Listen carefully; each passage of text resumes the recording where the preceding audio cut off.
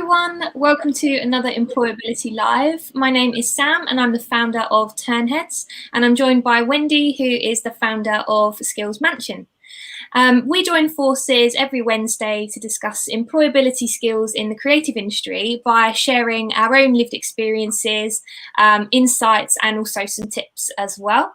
By doing this, we hope to inspire and help emerging creatives trying to find their first jobs in the industry.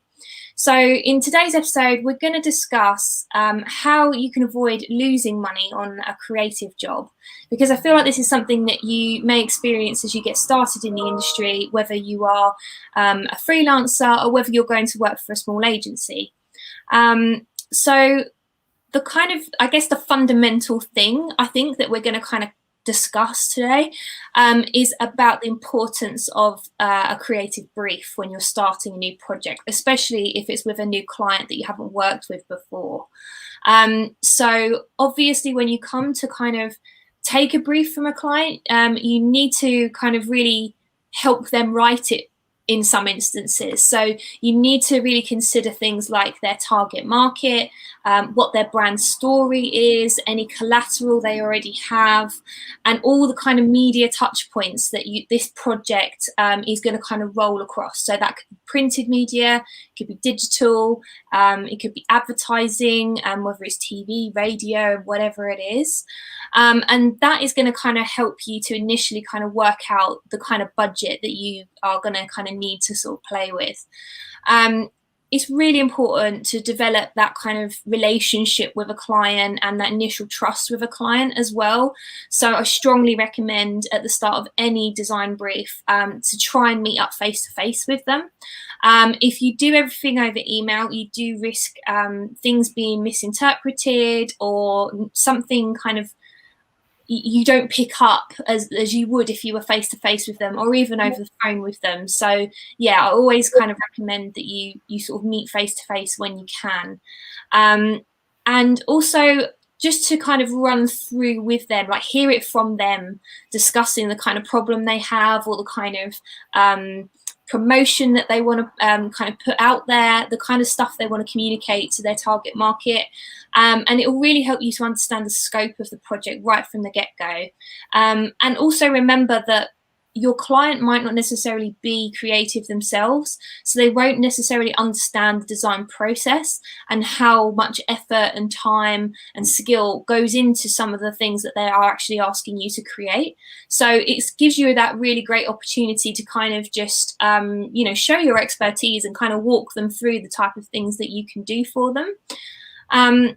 What we do at work is we actually then, once we've taken a brief from a client, and had a discussion with them about it, we actually kind of go away, briefing the team initially, because we find that sometimes kind of kicks up other questions that we haven't thought about, as in like the initial people kind of chatting to clients. So that's really great because it then obviously gives you the option to kind of follow up with the client and ask those questions and get answers to them before you start any kind of creative work.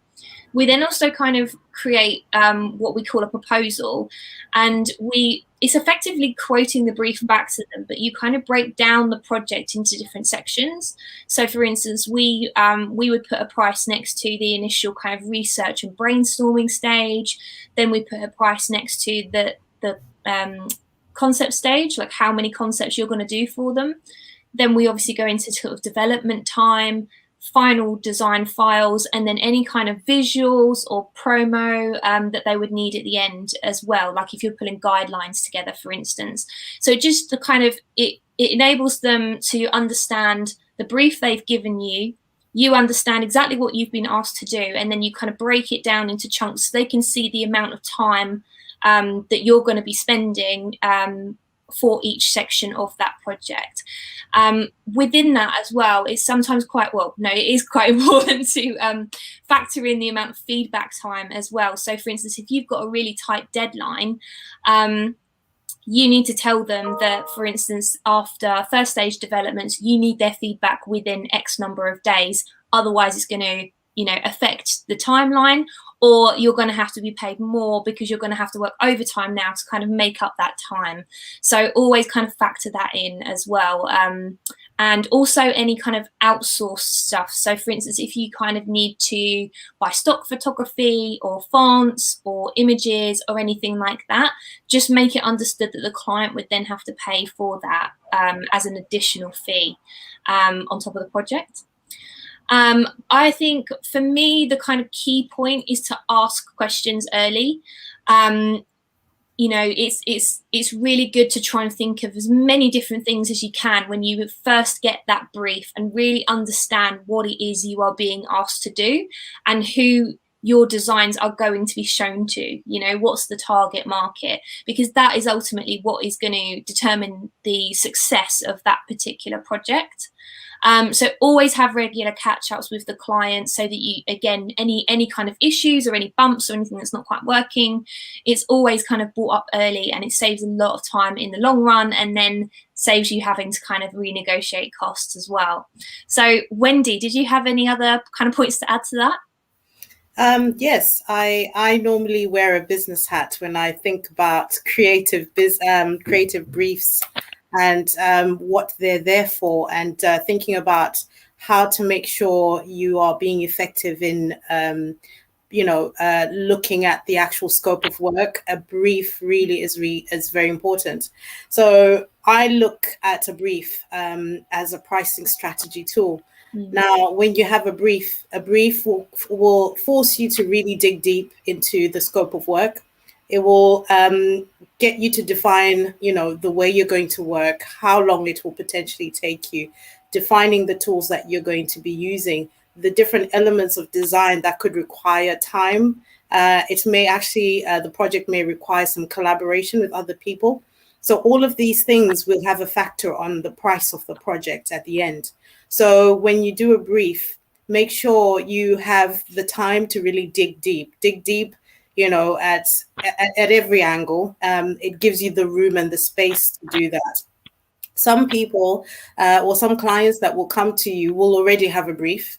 If, say, they're individuals, they're not creatives themselves, and they need a guide or someone to sort of walk them through the process, it might be really good to take notes as they're speaking, and also, then create a brief for them that they can then, read and then understand how much work is going to go into the project that they're proposing. And that way, as you price with all elements in mind. And another tool for creative briefs that will help you to avoid losing money is transparency. Now, this is a long-term thought process. So what I mean when I say you won't lose money because of transparency, if you get it right the first time, the chances are that client will use you again, or they will recommend you to someone else. So the last thing you want is to get a brief wrong, or your brief is not transparent, it's not clear, it's not communicated effectively. That way it will lose you future business. So have a think about a brief, have a structure to your brief, make sure it has every title on it, or it entails all the elements that you're going to be using. And also you gain integrity, and integrity comes with value. So the value that you put on your work, the integrity that you work with is actually, priced. It's a priceless thing, I must say. But, when someone pays for a service and they know that they're getting good quality service, it really does make a difference. And I also think the important thing about being, making sure that your value is seen, that you don't undersell yourself as a creative. A lot of creatives actually forget that their design style matters, how much of the creative direction they've given to that project matters. What ideas did you put in that were never thought of? What things did you highlight to the customer that they were really happy about? All these things need to be, put within the brief, so that you're not underselling your skills at the end of the day. It doesn't mean that, if you price something cheaply, it will, it's better, or if you overprice it, it's better, but it's making sure that your value stands out from there. So those are my little nuggets for, briefs, and making sure that you don't lose money.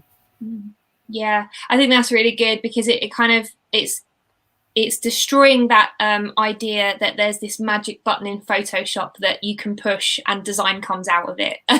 And I think making clients kind of understand the quality, the skill that you are bringing to this, and therefore the cost that is attached to that, is definitely something that happens during the briefing process. So yeah, I think that's the biggest takeaway, is just get the brief right from the start, and then hopefully that will stop any kind of dips and re-quoting and trying to chase each other for price, for costs and money. Get it out of the way early, discuss it at the briefing stage. So we hope you found this useful. If there's any other subjects that you would like us to cover, please do comment below, and follow both of our communities on social media. That's at Turnheads and Skills Mansion. And we will see you next week for another Employability Live. See you later.